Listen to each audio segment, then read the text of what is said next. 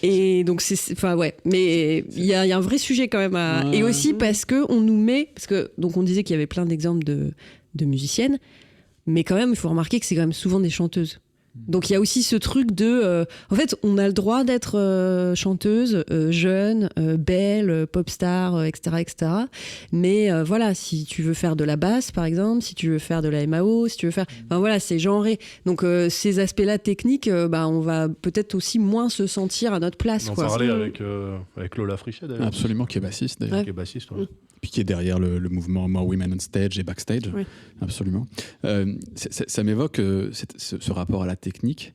Il y a aussi la question d'une forme de légitimité, en fait, de dire est-ce que je suis en pleine mesure, voilà, et moi qui suis artiste, est-ce que c'est réellement moi derrière tout ?